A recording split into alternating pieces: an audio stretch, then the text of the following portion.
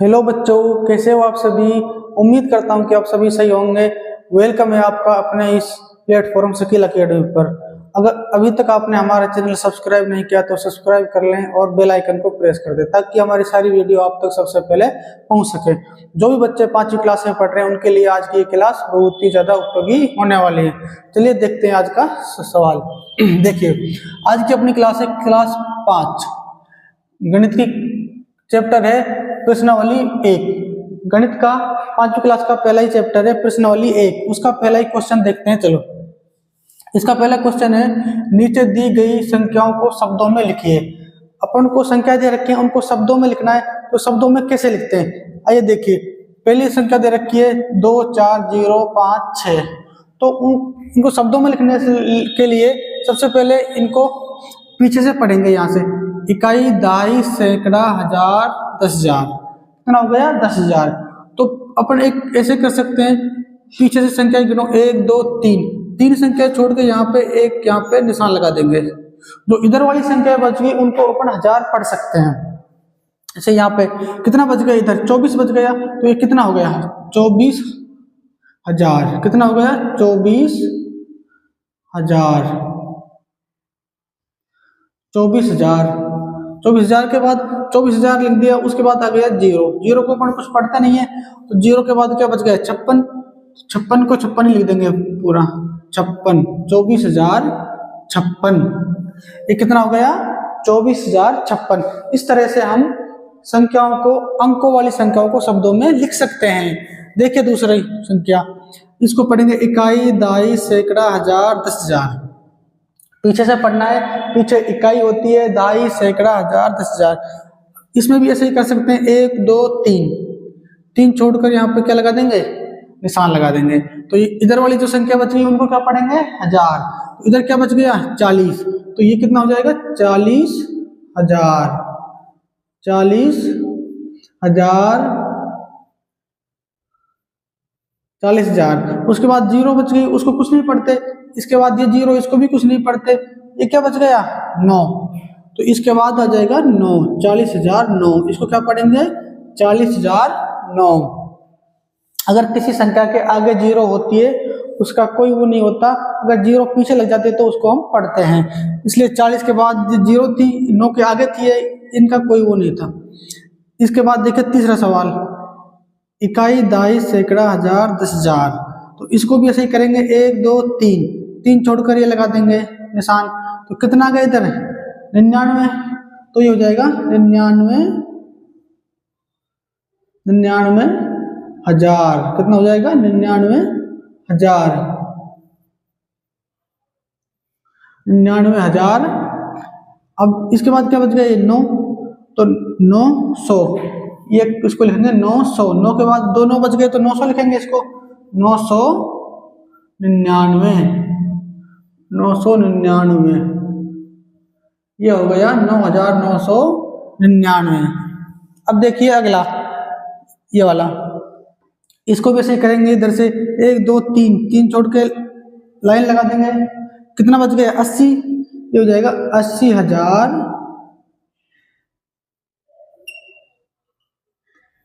80,000। कितना बच गया? 511। 511।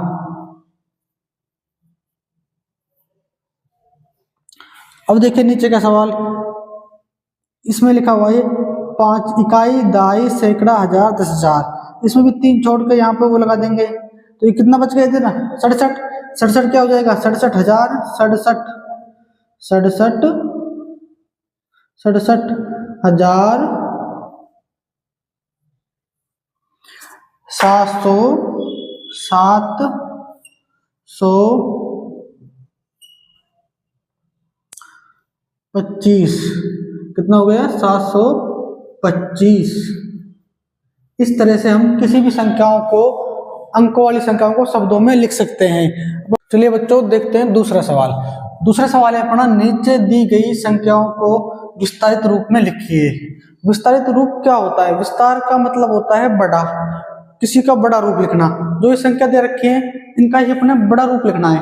यहाँ पे संख्या दे रखी है 12,372। 12,372 का ही बड़ा रूप कैसे लिख सकते हैं वो देखिए। जो इसका लिखने का तरीका वो ये है, सबसे पहले हम आगे वाली संख्या को लेते हैं। आगे क्या है, एक। उसके बाद जितनी इसके बाद संख्या उतनी जीरो लगानी है। 1 2 3 4, कितनी संख्या है, 4। 1 2 3 4। उसके बाद प्लस का निशान लगा देंगे। एक का निकाल लिया अपन ने। एक के बाद क्या है, इधर 2, इधर लिखेंगे 2। अब 2 के बाद कितनी संख्या बची है, 1 2 3, कितनी संख्या बची है, 3। तो 3 जीरो लगा देंगे इधर, 1 2 3। फिर प्लस का निशान लगा देंगे।